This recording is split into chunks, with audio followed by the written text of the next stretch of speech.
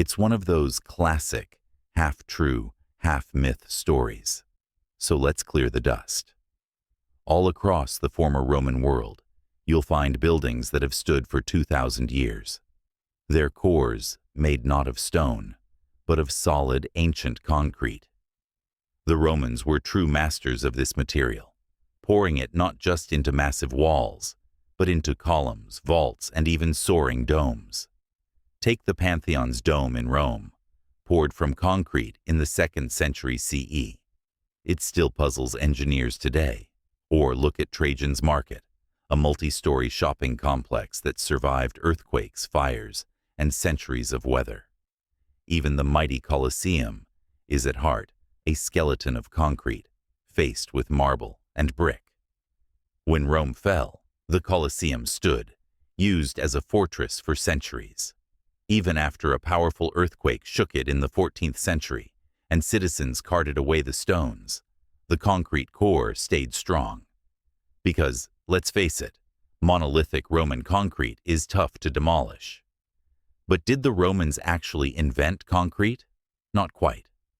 Like so many things, they borrowed the idea from the Greeks. In places like ancient Megara, Greek engineers were already lining reservoirs with a cement-like substance as early as the 6th century BCE. And if you take a closer look at the ancient Greek proto-concrete, you'll find the key ingredient that gave Roman buildings their legendary strength: volcanic ash, or what we call today pozzolana.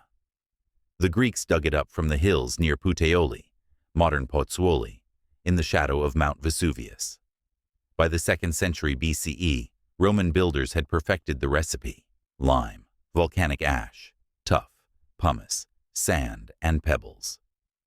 The result was a super-strong mixture they called rudus, or emplekton, bound together with opus caementicium, the ancestor of our word cement. The French word béton, concrete, wouldn't appear until the 18th century. A few years ago, American scientists took a deep dive into the chemistry of Roman concrete and finally cracked its secret. Unlike modern concrete, Roman mixtures were rich in aluminum silicates, thanks to that pozzolana. And when you mix that with seawater, which the Romans often did for harbors and piers, you get a hot chemical reaction that slowly creates a rare mineral: aluminum tobermorite. This mineral acts like rebar, making the concrete grow stronger, not weaker, over centuries. That's why you can still find the remains of Herod the Great's harbor at Caesarea, its piers and breakwaters battered by waves for 2 millennia, the concrete only growing harder over time.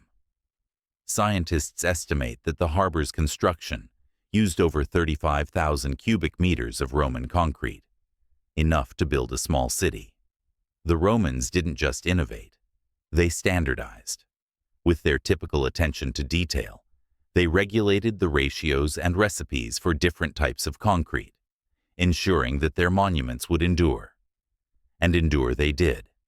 Most modern concrete is rated for 100–120 years. Roman concrete, it's been standing for 2,000, and it's not done yet.